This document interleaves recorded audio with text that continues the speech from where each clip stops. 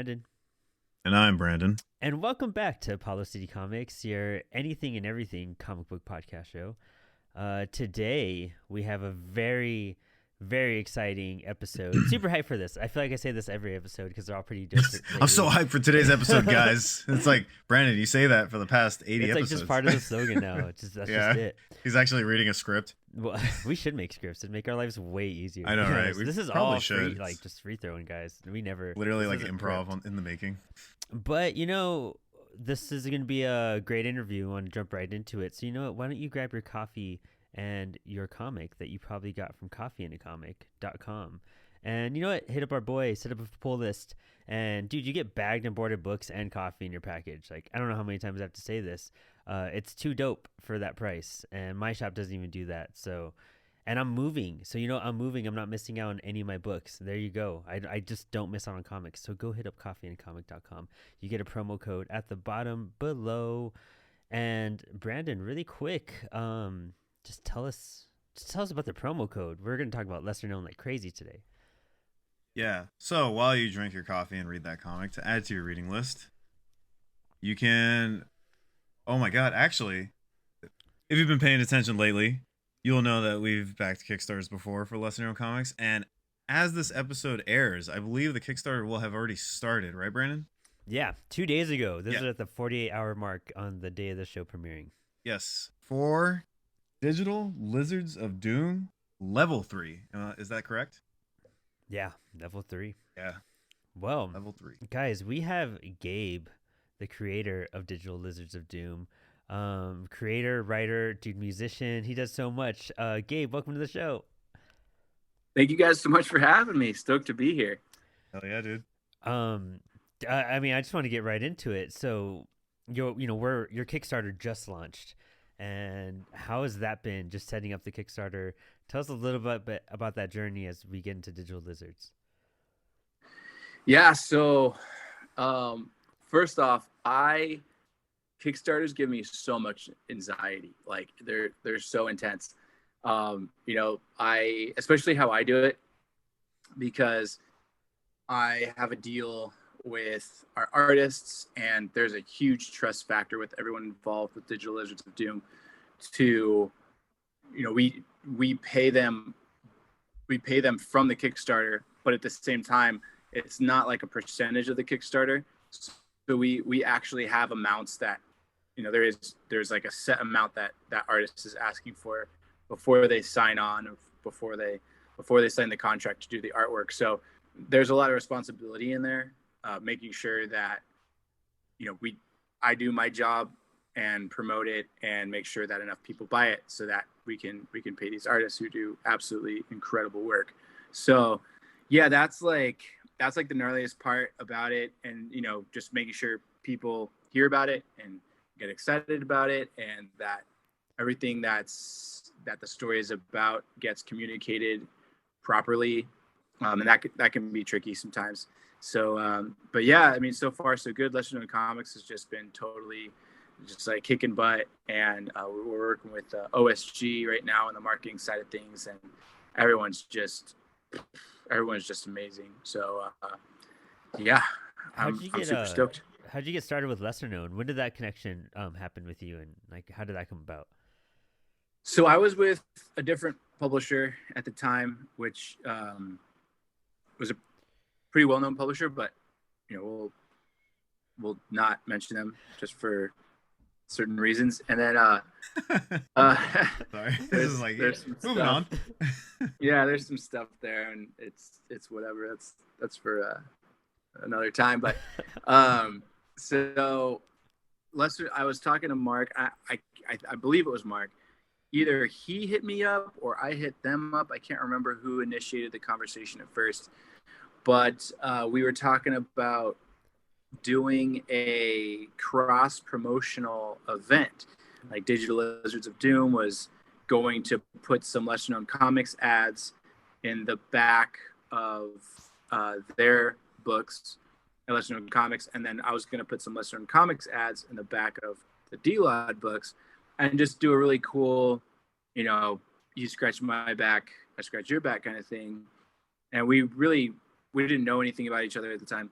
And then I brought this to my publisher, and they hard pass, just were not down. Oh wow. And I was really bummed out about it. But I really liked everything that Lesser Known Comics was about. I loved the artwork, and I loved the caliber of talent that they were bringing in. Yeah. And so for me, I was like, I know I'm going to do something with these guys in the future. And so we just kind of kept the relationship going, and we kept talking back and forth. And then I eventually separated from that other publisher. Mm-hmm. And then I was going to start my own publishing company.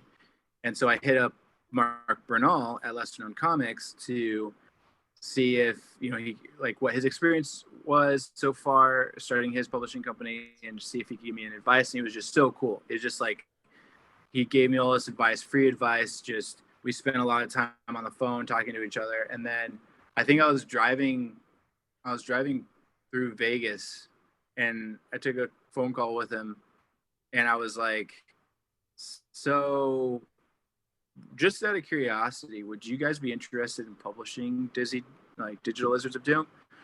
And he was like, yeah. So, well, like, let's that's cool. Like, let's talk about this now. And so then we started talking about that. And then one thing just kind of led to another. And I had all these connections that I was getting ready to use with my publishing company, Dizzy Doom Media.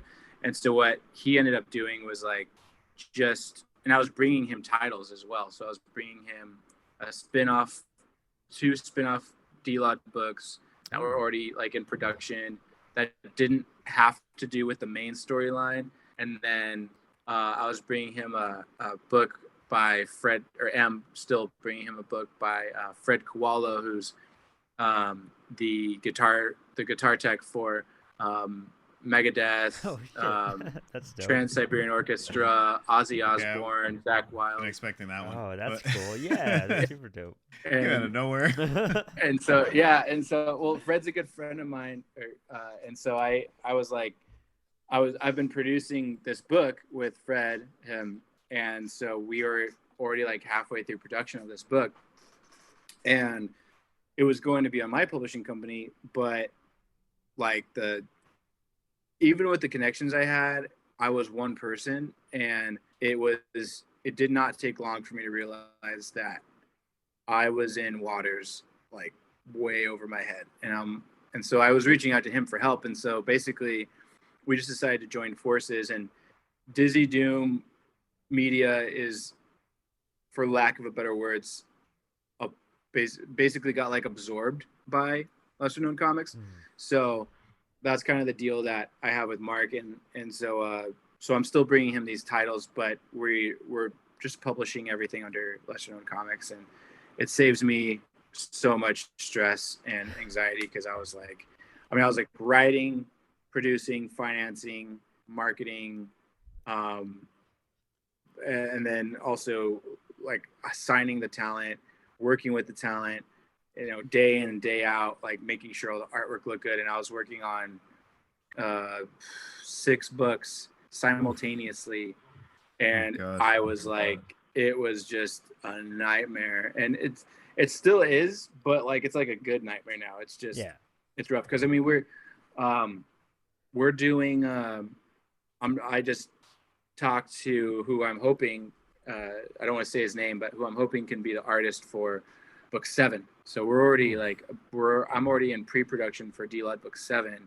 and 2 just came out. 3 is available for pre-order right now. So yeah, it's been a wild freaking ride. Dude, that's insane. Well, D-Lod's such an interesting concept. It's an interesting format for a comic too. It's unique in like a million different ways. What got you to come up with this idea, and also the format to the book? I'm really curious about what guided you in that direction. Yeah, so I actually love talking about the format, because as a comic book reader and as a comic book fan, I'm more like, I feel like I'm less of a comic book fan and more of a story fan, like a storytelling fan. I just love a good story in whatever format I can get into it. Visual, audible, comic book, graphic, like it doesn't matter. Like a good story to me is a good story. And so just growing up and having people that didn't read comic books, I would finish a good story. Like they're like, all right, I'm not into DC, I'm not into Marvel. And I get that. That's totally cool. And they're like, I'm into more detective type stories, or more like social awareness stories, or more this or that, or zombie stories, whatever it was. So I would finish a good graphic novel, and I would try to pass it along to a friend or a family member. And I got so bummed out every time they would be like, "Oh, it's a comic book. Like, I don't want to read that. Like, I don't know how to read that." And I was always like, like, what if there was a way to portray a graphic novel in a way that was digestible, like everyone who saw it knew what to do.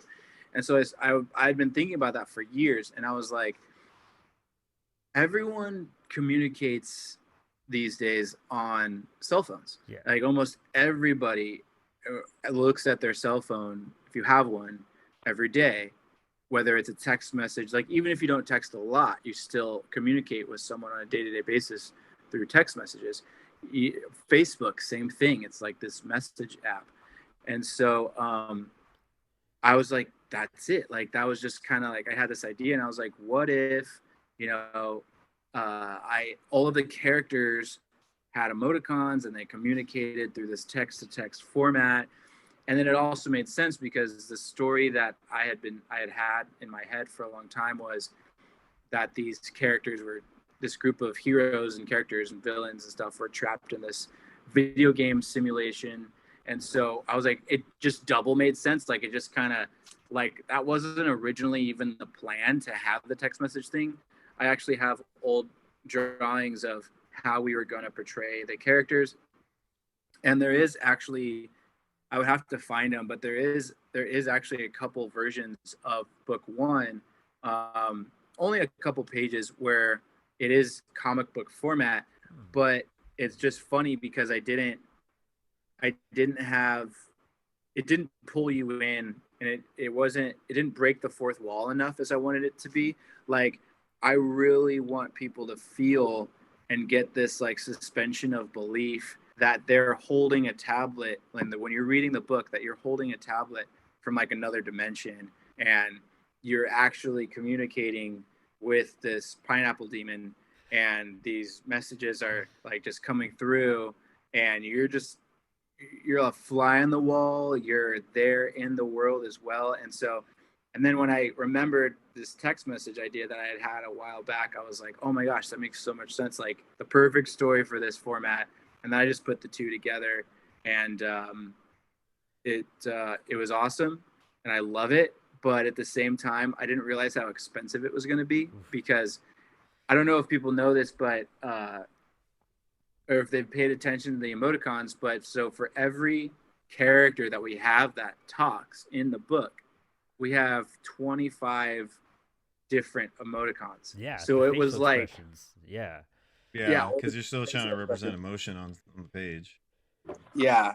So it was like, so every time there's a character drawn, that character had to be drawn 24 more times. Oh man, so dude, yeah. It was like, ooh, yeah.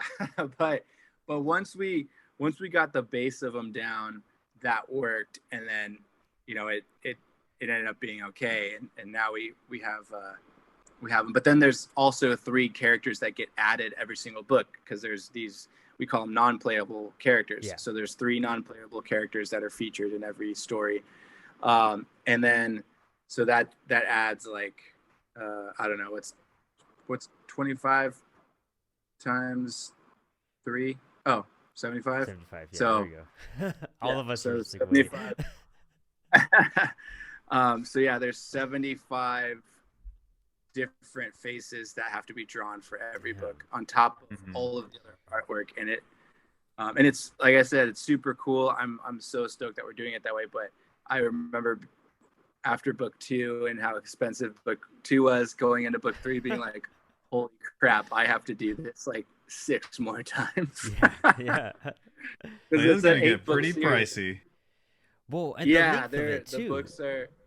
That's like, Yeah, it's not an average comic book. It's not an average graphic novel length. It's a pretty lengthy. How many pages is it in Yeah. total? book 1 I think is 130. Book 2 I think is 179, and then book 3 is I think 182. Dang. Okay. Woo, god damn. Yeah, and then book 4 is the longest of them all. Even even book 8.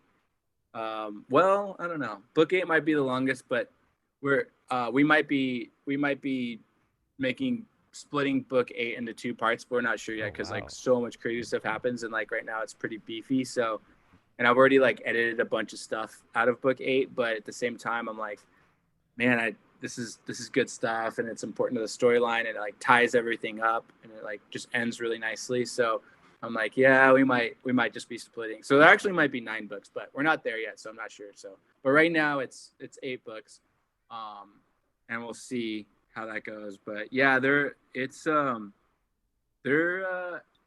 fantasy epics for sure, and I don't Yeah. mean that in like the cool slang term. I actually mean like fantasy epic, and like there is an event that takes place, and they travel to different planets and different worlds, and there's sorcery and magic and wizards and ray guns and technology, and there's epic battles, and yeah, so that's a lot to keep track of, but luckily I take good notes. I have a timeline. I actually I have a DLAD timeline. It's funny because I made it like I don't know, a couple years ago, and I remember getting kind of down on myself when I was making it. I was like, oh, like, why am I doing this? This is like a waste of time. Like, I need to be working on the books.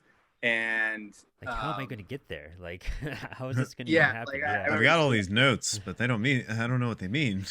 yeah, it's like, this is ridiculous. Why am I doing this? And then what's hilarious though is I actually had to whip out the timeline, and it saved me from a major continuity error in book 4. So I was reading through book 4, and I was like, oh, book 4 is really good because we're halfway done with book 4 right now, which is going to be coming out at the end of the year. And so I was like, book 4 is a time travel adventure. Ooh. So there's like the characters actually go back in time, and so I had to like whip out the timeline and like scroll through all these dates. Like, I think it was like 40,000 years of dates that I had to like scroll through, and then and then I was like, okay, cool. That character was alive. That character wasn't alive. This character is dead now. That's why this war started, and like all this stuff. And I'm like, all right, I'm really glad I made that timeline, because Yeah. this would have been a nightmare to figure out if I didn't have that. Yeah. Ain't that some shit? You like invest so much time into something, and then you have one continuity error, and your fan base is ready to like call you out. Yeah. Or Yeah. people are quick to find it. That's the other thing. Like, you don't catch it, and then the moment people start reading it, they're like, "What the hell?" Yeah. Yeah. Well, tell us about How was this person there? your like writing process. You're talking about your timeline and like kind of your backlog of everything. What's your writing process like whenever you approach a new storyline? So actually I took I don't want to say I took a break from DLOD because that's not really true, but I did something I've been wanting to do for a while, back in like 2018, because I've been working on DLOD for a while. It's been this story in my head since probably about 2014. And in 2018, I always talked crap about zombie movies, and I like Dawn of the Dead, I like Army of Darkness, and I like Shaun of the Dead, and like a couple others like 20 Days Later.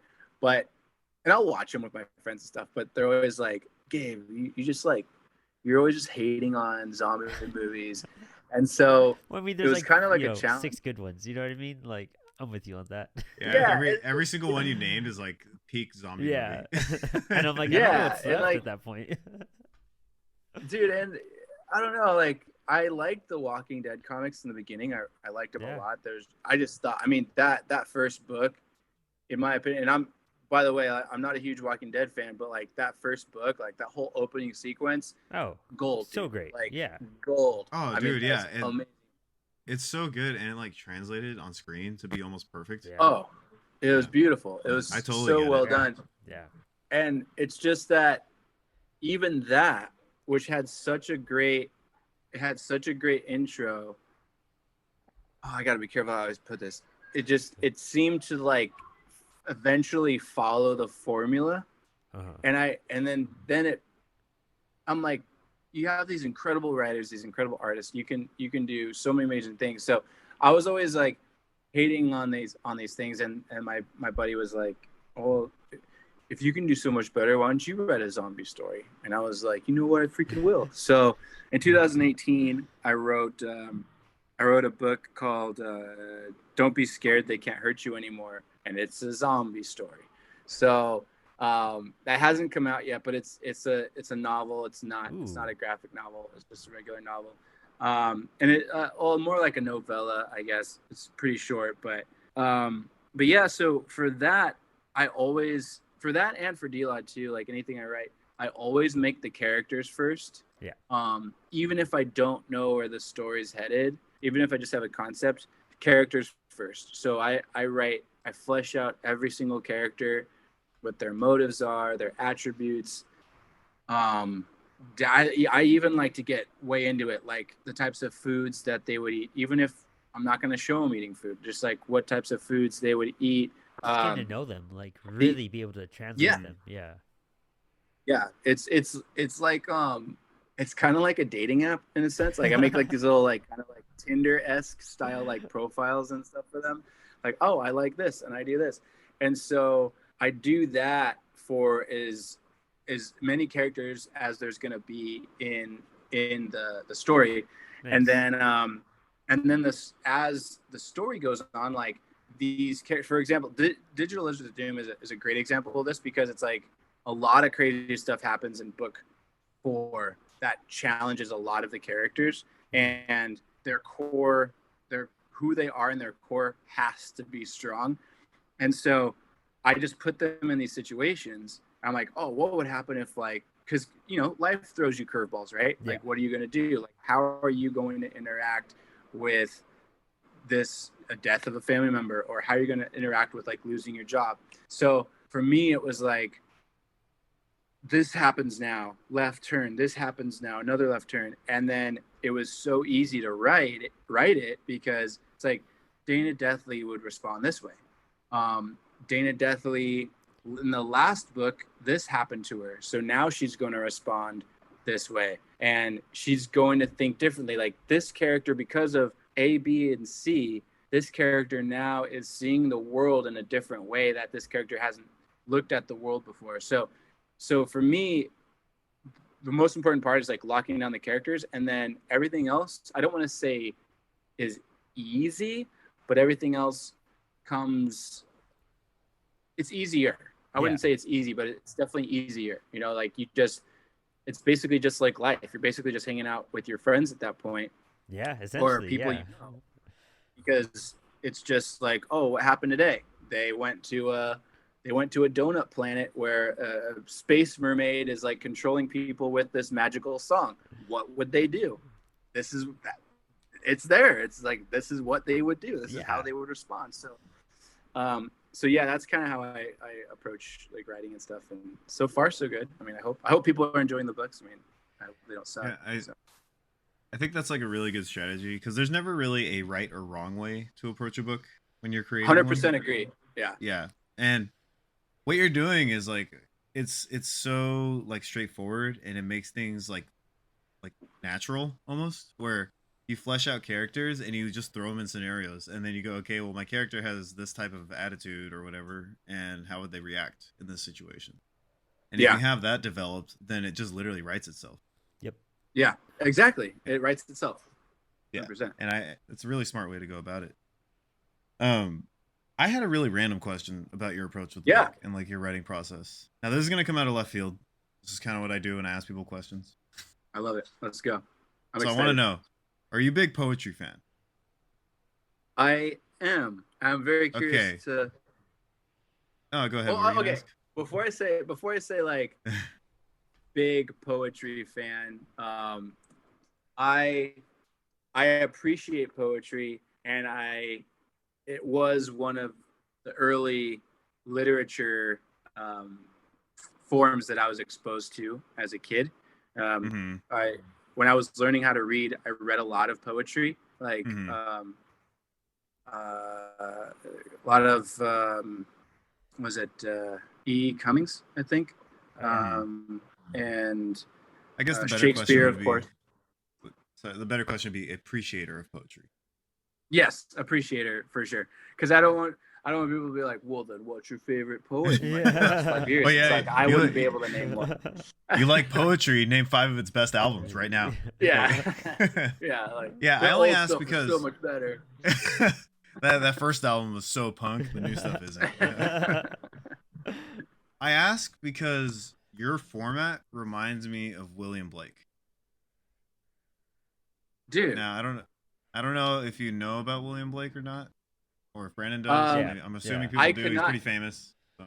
Yeah, I could not name anything, but what's really crazy about what you just said is somebody else told me that a while ago, and I forgot to look him up.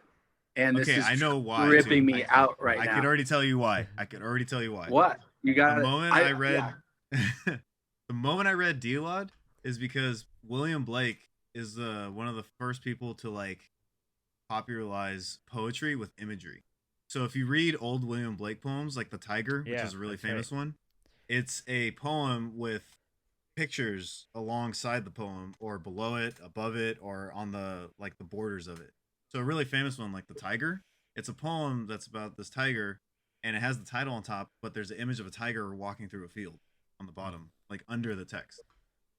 Wow. And he was known for integrating imagery with his text, where you would have imagery and then like, or you'd have this text or a poem and you'd have imagery that would complement it. And you've basically taken that format and just put it into 2 pages. Wow, dude, you're blowing my mind right now. So again, maybe I'm just like really overthinking and overreaching it, but that's like what came to mind was that style of poetry. Like oh no, go ahead. No, I was just saying like that's what came to mind because like I always bring up in the show, we studied writing and William Blake is one of those people you study. And I mean, every page is setting that scene, so I could see what you mean by the breakdown of each page kind of, representing like an individual poem or the way they kind of, a scene will go on for like 2, maybe 3 pages. It's like a lengthier one. That format in general. Yeah, I could definitely see that. That's pretty dope. That kind of blew my mind too. I'm really fascinated by that. That's wild.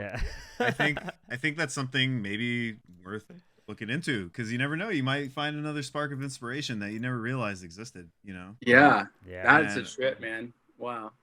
Yeah, it's a really random connection, I know, but it's just kind of how I interpreted it, or at least maybe there's some sort of influence that I didn't realize was there. And I appreciate that, dude. What's really crazy is like if the person who told me that it was a random person, it wasn't like a close friend. If the person who told me that my work reminded them of William Blake is ever watching this podcast, they're going to be like, dude, you never looked him up when I told you that. So I just called you out indirectly. It just like, escaped the brain. And I hadn't even thought about it until you just said that just now. And I'm like, whoa, dude, what a trip. There. Dude, volume 9, there we go. Already setting the foundation. Digital Lizards of Doom, Volume 10. Yeah. Dude, that's wild. He's really cool too. He's in space. Man, Speaking of like, they have to go and visit him to like finish the story. That'd be crazy. You're like, what does the tiger mean? Did you catch? I've been surprised at how many people haven't caught on to this. Did you catch Shaky Spears? Yeah. Shaky Spears. Once I got that part, I was just like, "This is interesting." This is super Yeah, interesting. like Like, as a Shakespearean reference. yeah, Yeah, like I was surprised that like um so what was it? I think it was last year I was doing a podcast, and again, to me it's like totally obvious, but this guy was asking me about, the interviewer was asking me about like the inspiration behind the characters. So we were yeah. like going one by one through the characters, and then I kind of skipped over Shakespeare's, like totally not intentionally, but he was like, "Oh, and what about Shakespeare's? Like, what's the inspiration?" And I was like, and I didn't mean to be rude, but I was like, "Well, it's it's like Shakespeare," and he's Yeah. like, I thought that "Oh was my kind of like god." obvious. Like, I thought it was obvious too. that's, And it's, I was like, even as like a sci-fi fantasy name, like that sticks out, you know. Like that's like, but yeah. that's like the fun behind it too, you know, because it's like I feel like it's an open joke that everyone should get at that point because it's, I don't know, Yeah.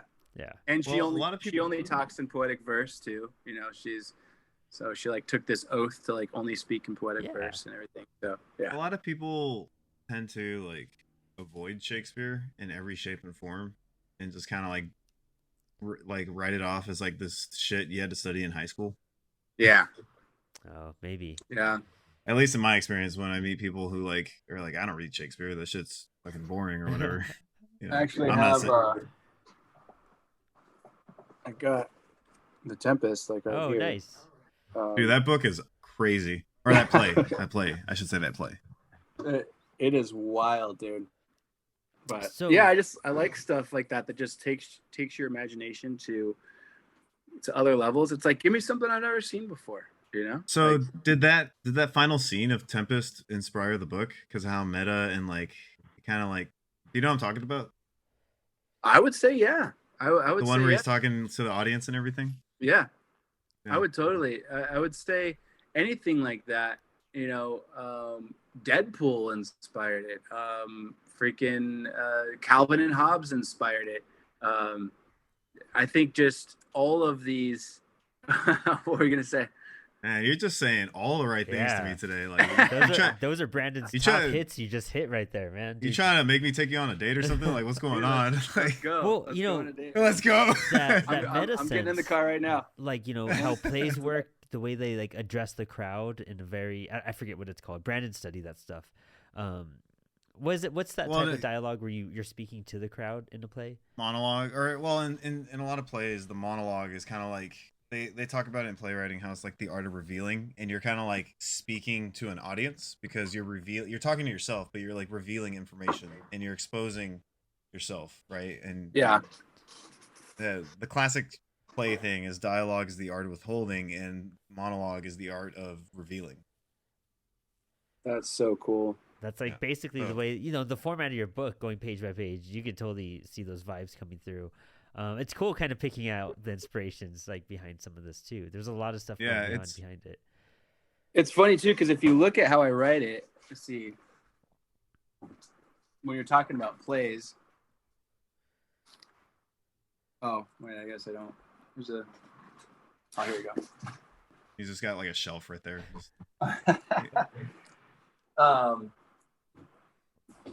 I thought I had one of the scripts nearby, but I guess I don't. It's just all the artwork. But I write it like a play. Like I write it very much like a play. So it's it kind of looks like a Shakespearean format. I mean, it's like Dizzy enters here, blah blah blah blah blah blah blah blah blah, left side of the screen. So it's written very much like a screenplay, not so much like a comic book or even a novel. Mm-hmm. It's a little bit written different. like a Shakespearean play, is what you're saying. Yeah, and it's written for stage. It's written for like the actions are very bold. Even how the characters talk, they if people notice they over explain things because most of there's only one page to show what's happening in the same way that you have a house on a stage during a play. Yeah. There's not a lot of different rooms. You don't have the characters in a movie, they're going from the kitchen, and they could be in an argument, right? So they're going from the kitchen to the living room, and he's following his wife or she's following him, and and then they go to put the kids down, they're yelling at each other or whatever it is, and there's drama and there's a lot of chaos and a lot of movement. So it's like for D-Lod, I wanted to figure out how to get those emotions, like how to expose those emotions and how to show those emotions, but through dialogue. And it was harder than I thought, because if you over explain things too much, it just sounds like you're a bad writer. It's Yeah. like, remember that time when you stole the thing? I know exactly what you're talking about. And it Yeah, just kind of comes that up as, Silver Age, Golden Age, Brandon and I bashed Way on of that. writing Yeah, comics, we just yeah. can't do that yeah. stuff. So I wanted to avoid that, but I like the cheesiness of it, but then also have there be drama. I mean, there's and some pain and some emotional parts. There's death. There's death in the first book. Well, I guess kind of depending on how you want to look at it. But there's a book 4 is the most emotional book I think that exists. It's about Fat Cat Rogers and how he came to be this pirate. I mean, he's had to sacrifice his limbs and his whole body just to survive, because he's looking for this magical thing called mandrake milk that somebody told him would cure all of his memories, because he can't remember where he came from. And so then there's a lot of parallels with the characters. Commander Echo also can't remember where he came from. Spoilers for anybody who hasn't read book 2 yet, but that's not a huge spoiler. And then so like I love playing with that. Like in a play, you usually have characters that parallel each other. Star Wars does that too. Yeah. But in like a live action, I love Star Wars for so many reasons. But one of my favorite things about Star Wars is that you get characters that were given the same opportunities, but they took different paths. Yeah. And like that's how I see Commander Echo and Fat Cat Rogers. They're two characters who have lost their memories. And for the record, I'm like spilling way too many beans right here. So some people are like, I didn't know Fat Cat Rogers and Commander Echo lost their memories, but you find that out in book 2. Not a huge spoiler, it's just kind of a thing. And then you find out about Fat Cat Rogers in book 4. But yeah, and Dana Deathley and Wardy Morta, similar thing. They're these two super powerful beings, and they both had really hard lives, but how they deal with it is different. Dana wants to do the right thing. She doesn't want to hurt other people, but she's slipping. Like the more her worldview is so skewed by her mom, who's just straight like evil, that she wants to be good, but it's really hard for her because she's just all she knows is chaos and evil and torment. And her mom, same thing. All she knew is she was born out of chaos and evil and torment, but she's not choosing to do the right thing. She's just hell-bent on revenge. All she wants is revenge. She's like, I'm going to hurt everyone that hurt me.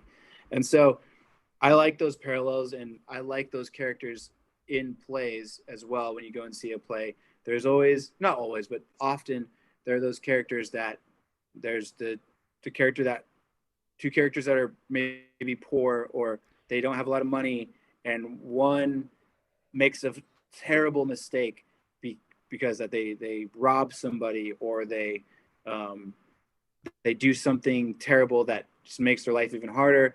And the other character who's poor, underprivileged, they are a giving person. Even though they don't have a lot, they continue to give, and they try to do the right thing, even though they feel like they've been dealt a bad hand and the world has let them down. So I could nerd out about that stuff like all day. Like I love that stuff. So you're like Did you really into like the storytelling craft itself. That seems to be like what you're absolved in, and studying even older stuff to kind of like influence your stuff right now. Because I mean, I see what you mean on that whole, you're just kind of taking not even the basics, but like essentials of storytelling and knowing how to reflect that perfectly into your writing. And you do it in like a kid's format too. It's not even like it's definitely an all ages book. And it's cool how you're able to like transverse that so well.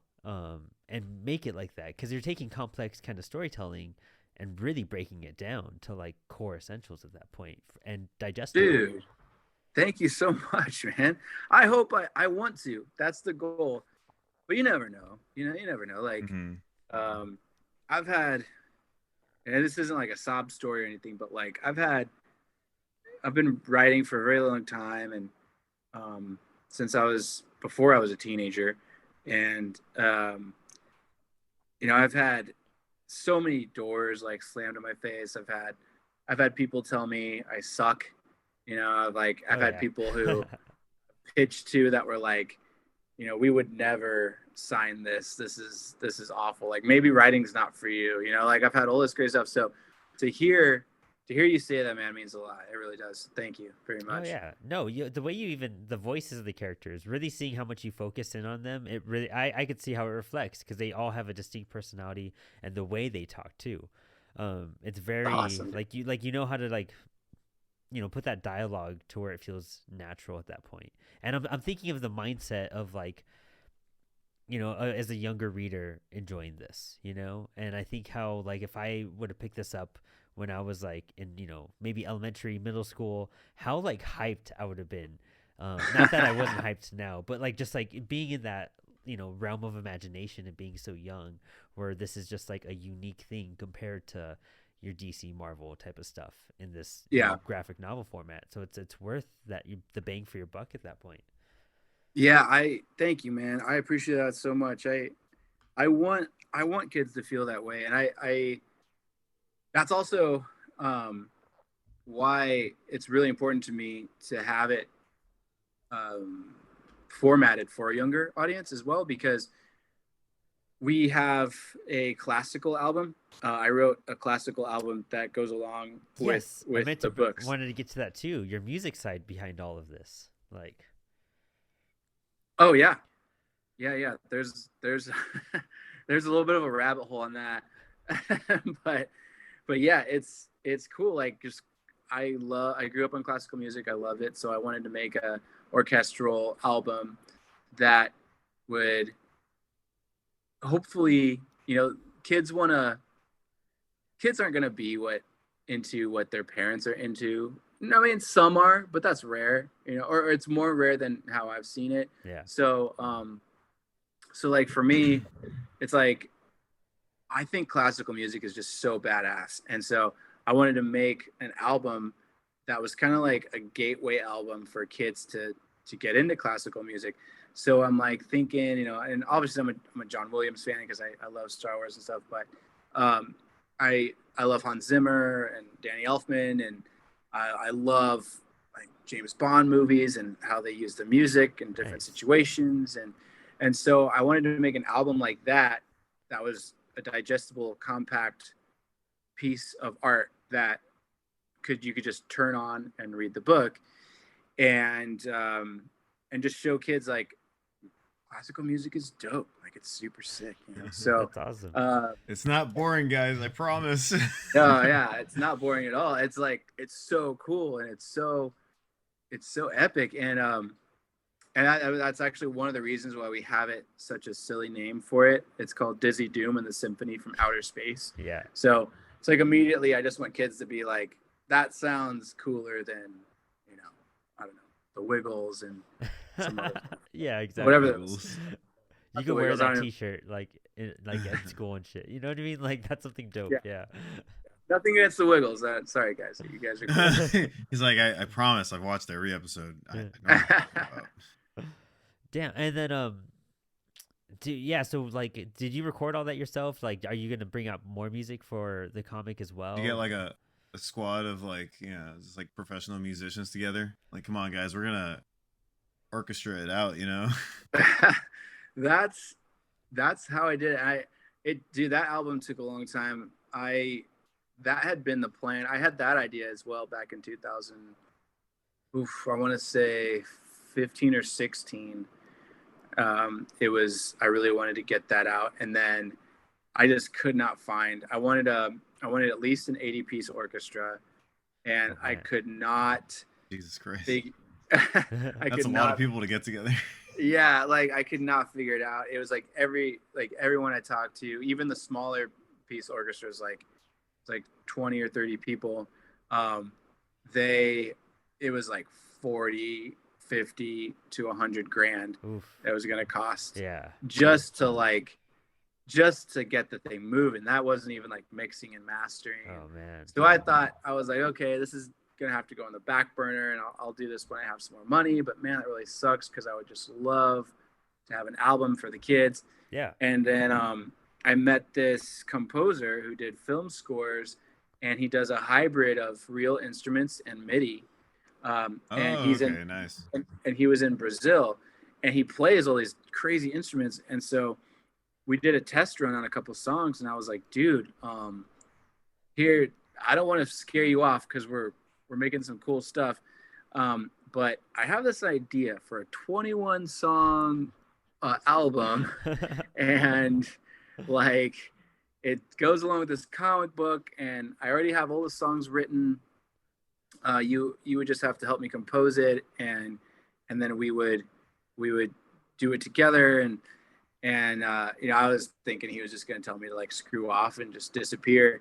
And then he got back to me, and he was like, I listened to everything you sent me, and he's like, I can do it. And it was still a little pricey, but like nowhere close to like how the prices I was looking at in America. So yeah, it was amazing, and it came out so well. I'm so proud of that album. I don't know if you guys have heard it or not, but it is like, I have it on Spotify. I have not checked it out yet. Are you on Bandcamp? So I might be soon. I'm technically, well, no, I probably won't be soon. We're not allowed. I'm signed to a record label called Noise Cartel Records, and cool. And due to our contract, we're not allowed to be on Bandcamp. But we're on everything else. We're on Spotify, Apple Music, Google Play, all that other stuff. But cool. For some reason, Bandcamp's like a no-go. We're even on Beatport, which I think is interesting. Really? Like Bandcamp's like all for like the artist too. That's like the like application. It's strange. Huh. Yeah, I guess it has something to do with the digital distribution agreement they have, and they're based out of Australia. So Dang. I imagine there's a lot of other stuff going on in the background we don't know about. Oh, I'm sure. Yeah. Totally sure. Yeah. Well, dude, this Kickstarter is coming out, or it's already out. We're we're recording this, a few days early, but yeah, dude, like it's pumping right now. It's gonna go on for an entire month. This is gonna fund level 3. Do you have any? Well, I should have asked this, but I don't think we have any tier information on hand. If not, there's a link below, and it takes you all about the tiers.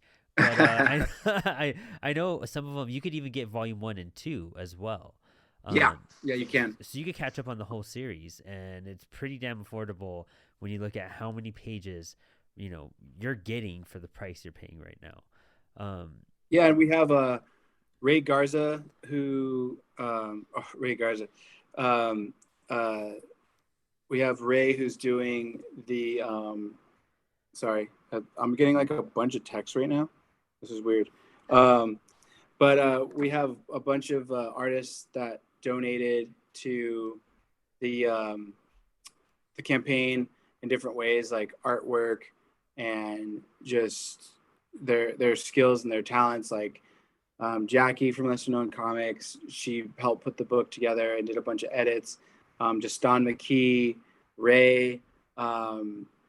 We have Carrie Langle, obviously, who did all of the artwork, and it's just absolutely mind blowing. And you have an awesome foreword in it by Ray Porter. And for those who don't know, Ray Porter, dude, that's like, wasn't he Darth Maul too? I'm gonna say. No, that might be a different Ray. Okay, that's a different Ray. Yeah, but Ray. This dude was Darkseid and Zack Snyder's Justice League. Man, he's done a lot of cool stuff. He's like a huge name for the film Ray industry. Park. Ray Park. Sorry, Ray Park is Darth Maul. Yeah, when I see the I was like, RP, I know that name. Yeah, the Ray P. But he did a forward. How did that come about? How did he get his hands on your book?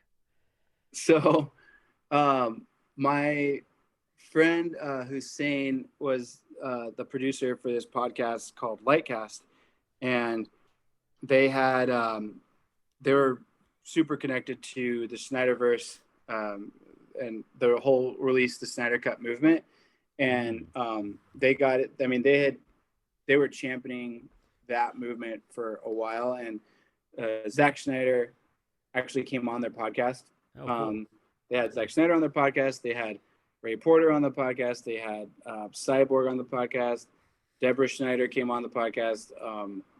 I can't remember the actor who played Swanwick, who played Martian Manhunter. He came on the podcast as well.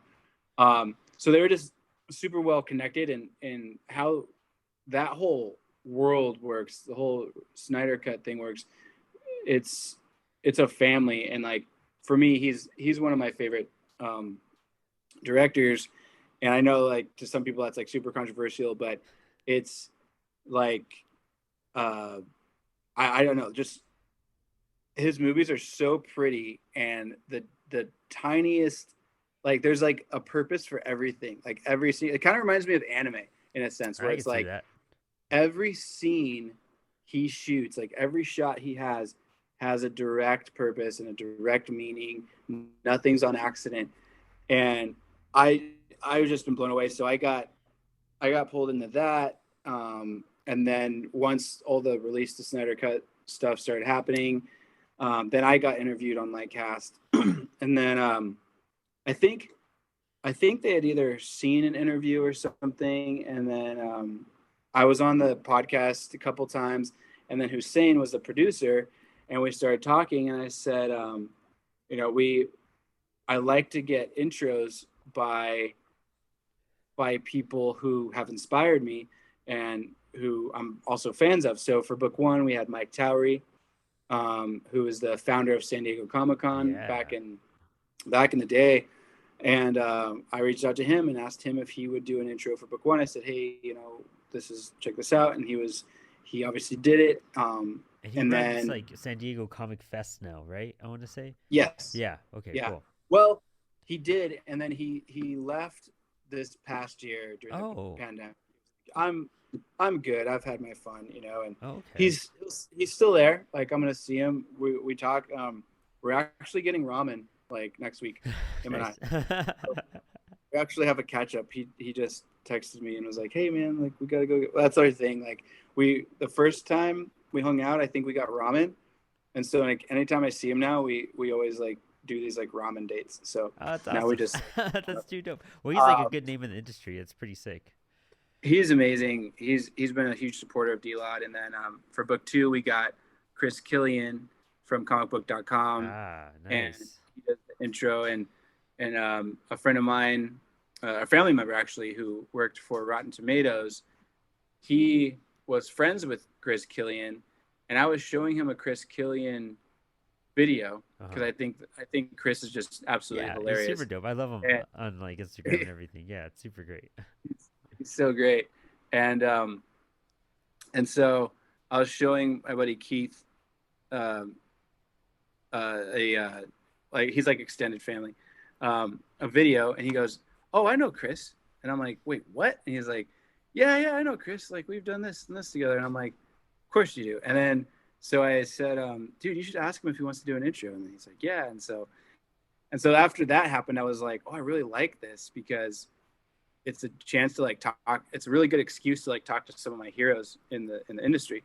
So I asked Hussein, I was like, "Yeah, man, like you think Ray Porter would want to do an intro?" And he's like, "Ask," And so he asked him, and he's like, "I had a meeting with Ray Porter after he read the book, which was right. That was crazy, but that was just wild." But he told me it was the coolest thing, man.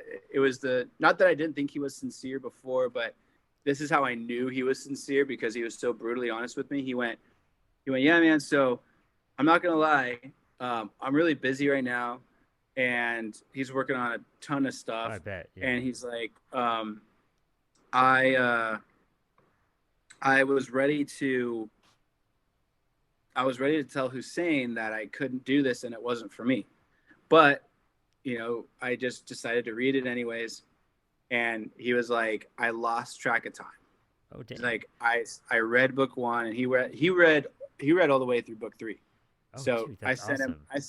I sent him the manuscript that was just like in a Word doc format, and a bunch of the artwork that we had finished so far, and then some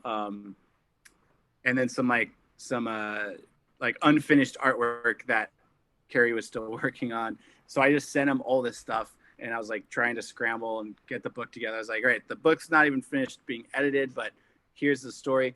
And then he got back to me. He was like, dude, he's like, I could smell the the caves that they were in. I could like hear the water dripping. I could like feel the cold from the space and when they're traveling in the ships. And That's he was sick. like, I just loved it. And he told me, he's like, I was getting ready to tell Hussein like, yeah, dude, this isn't for me, but he's like, I wanted to be honest about it, so I decided to give it a shot, because he was like looking at it and he's like, I don't know, this seems kind of out there. And then he read it and he was like, oh, dude, like this is awesome. So that was like, that was Oh, crazy town. cool. Now you got to top that for book 4. So, I mean, we I, we I, we have our intro for oh, book four. oh, we'll talk after the show. I don't want to I'll spoil tell it. you. Yeah, I Yeah, there can't we go. announce it yet. I can't announce it yet, but I'll tell you offline once the recording thing goes away. All the But forwards get but like he's just dope. all the forwards just keep increasing with like popularity. Yeah, yeah. You He's got like, That dude, would be he's like, cool. he's like, book 5, man. You know, I got Arnold Schwarzenegger on it. Like, dude, book 7, Kanye West is doing the forward, Yeah, him and and he's Kim are like, back together. yeah, he's like, book 9, dude. He's like, Biden's getting on there, man. It's getting wild. Just keeps increasing. Yeah, dude. Oh my gosh. That would be intense, dude. Well, dude, It's so Brandon, crazy. do you have anything else to wrap it up, or?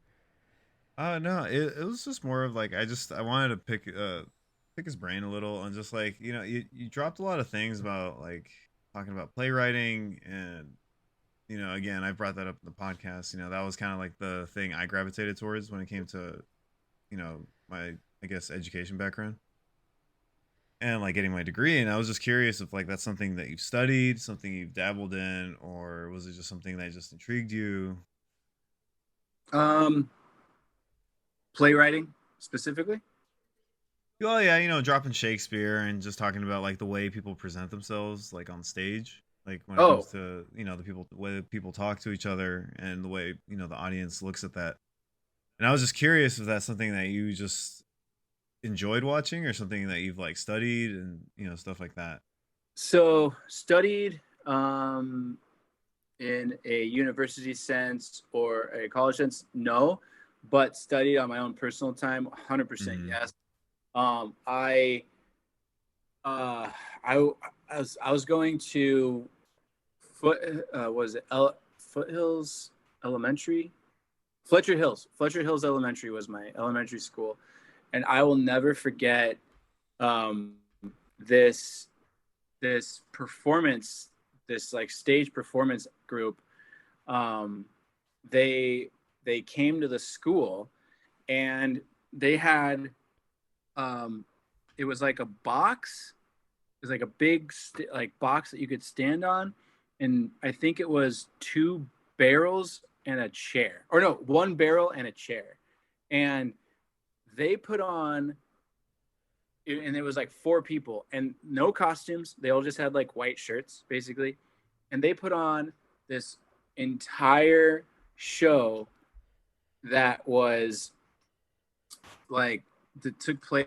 I think it took place in a zoo, and they had multiple people playing multiple characters, and it just blew my mind. I remember being, I think this must have been, man, this must have been like first grade maybe. Oh, And dang. so I remember just being like, what? You can do this? Like, and my imagination has always been a little overactive. It gets me in trouble sometimes, actually, but it kind of runs wild. And so I was transported. I mean, and I remember like my friends being like, that was like kind of lame, or like that was boring. And I just remember being like, I was there. Like, I was I was hearing the water. I was seeing them in costume. Like I was seeing the pirates, I was seeing all of these things. I was seeing the car move. I could see the trees passing, through the windows. Like it blew my mind how well they acted these things out. So that was the first time that really sparked things for me. And I got into movies. I remember when Lord of the Rings came out. Oh yeah. That just we didn't have cable. Like I didn't grow up with cable, so I remember I got the DVDs, the Lord of the Rings DVDs, and I must have watched, like I watched the behind the scenes, like the making of all three of the movies. Oh nice. On repeat. Like it's like another 9 hours. Yeah, and like it was, and yeah, it was like there was a documentary just for the writers. There was a documentary for the actors. Yeah. There was a mini documentary for the props, and I just remember thinking like, I gotta figure out how to do this. So I just started like absorbing whatever I could get my hands on that had to do with, like storytelling in whatever form it came in, movies, plays, and then also, I was into music. So yeah. So being able to, and I've always loved musicals. So being able to tell a story through a musical, all of these things just kind of fueled what I wanted to do. And I've always loved the costumes too on stage, like how the things that are normally smaller in proportion in real life, how they're bigger on a stage because the audience is so far away, right? So you have like the refrigerator has a massive door, and the magnets on the refrigerator are like oversized, so like the audience can see what they are, and the buttons on someone's jacket might be like huge, Yeah. So I've always loved that just, even if the story wasn't fantasy based, that fantastic fantasy suspension of belief and allowing your imagination to take over, and that escape from your seat or wherever you are into the world that's being presented to you. And that's just, that's my dream. I just want to do that for other people. And if I can give a handful of people the feeling that I felt when I experienced these things throughout my life, I would be like, that's it, dude, I'm done. Like, yeah, I mean, you could really see that reflected in all, like, I haven't read volume 3 yet, but like at least in the first 2 volumes, like what you're talking about, storytelling and your approach and your influences, like how bombastic and fantastical. I mean, Digital Lizards of Doom, like it sounds like a death metal band like Sleep or something, but like it is so much more than that. Like it's crazy how big this universe is that you've created, and just like where it's going. And I love hearing the success for people getting on your forwards, how far you have it planned out. It looks like it's, the story's not over yet for sure, and we're gonna get a lot more of it. And so people should just jump on the wagon now while you get discounted in 3 volumes. Like, do it now. It's your easiest way to digest it. But I'm very anxious to see what people think of book 3. I'm anxious, a little worried, because there is a pretty major twist in book 3, like a pretty major one. And I'm like, I mean, again, you put these characters in situations, how would they respond, right? And so my understanding of this character, and how that character responded to the situation is 100% how they would do it. So, but I'm very curious to see how people respond to that, and hopefully people aren't mad at me. So we'll see what happens. Oh, I'm excited. Very excited for it. If you're listening to this episode recently, the Kickstarter's live right now. You guys should check it out. There's a link in the bio. You could go onto our Instagram. We have a link in our Linktree thing. Go support them. Go check out Lesser Known Comics. And don't forget, we have a discount code at the very bottom. But dude, I mean, guys, this was a pretty epic conversation. Man, Gabe, dude, you gave us a lot of info. So thank you, man. Thank you so much. You guys are rad. We got to do a part 2. But Yeah. the journey can't end here, man. We gotta No. do another one. No, you're going up to like 9 volumes, dude. Yeah, Let's it go. won't be your last time on the What- show for sure. Like, We got to talk about Kanye's Forward, you know. Yeah, we do. Kanye and Biden like teaming up. Yeah. Dude. that's what we need. Oh, Dude, those forwards are gonna be wild. I'm just saying. Dude. well, guys. Yeah, the journey continues. Thanks for hanging out. Awesome. Thanks for being on the show, Gabe. And yeah, thanks for hanging. Yeah, man. Thank you, Thanks for being thank you here. guys for having me. And yeah, let me know what you think of book 3. And yeah, we'll have to do it again. Yes. Hell yeah. definitely. All right. Later. All right, guys.